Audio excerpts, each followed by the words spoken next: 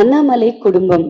அண்ணாமலை அப்படின்னோடனே நிறைய பேருக்கு வந்து ஒரு ஆண் பேரா தான் தோணும். ஆனா இங்க வந்து அந்த அளவுக்கு பவர்ஃபுல்லான ஒரு லேடியா நாங்க வந்து எங்களுடைய அண்ணாமலையை பார்க்குறோம்.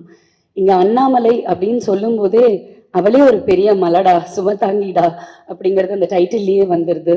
அவங்கள சுற்றி அவ்வளோ கதாபாத்திரங்கள், எல்லா கதாபாத்திரத்துக்குமே வந்து ரொம்ப எப்படி சொல்கிறது, ரொம்ப நியூஆன்சஸ் பார்த்து ஒரு ஒரு கேரக்டரையுமே சேனல் சார்பில் சுசி அவர்களும் எங்களுடைய அர்ச்சனா அவர்களும் வந்து எங்களோட ரைட்டர்ஸ் ரூபா அண்ட் அபிஷேக் அவங்க கூட உட்காந்து சண்டை போட்டு பயங்கரமாக டிசைன் பண்ணி ஒரு ஒரு சீனுமே வந்து ரொம்ப அழகாக வரணும். This is not an yet another television show. எப்போ யார் இந்த சீரியலை பை சான்ஸ் ரிமோட்டில் மாற்றி பார்த்தாலும் இனிமேல் அவங்க வந்து அண்ணாமலை குடும்பத்தை தொடர்ந்து பார்ப்பாங்க அப்படிங்கிற நம்பிக்கை வந்து ஒரு தயாரிப்பாளராக எனக்கு இருக்குது. இதை மக்கள்கிட்ட கொண்டு போய் சேர்க்க போகிறவங்க எல்லார்கிட்டையும் நான் கேட்டுக்கிறது, please take it forward.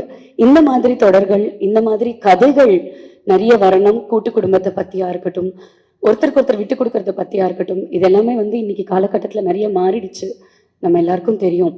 But அதை மறுபடியும் கொண்டு போகிற ஒரு ப்ராஜெக்டாக தான் இந்த அண்ணாமலை குடும்பம் இருக்கும் அப்படின்னு நான் மனப்பூர்வமாக நம்புகிறேன்.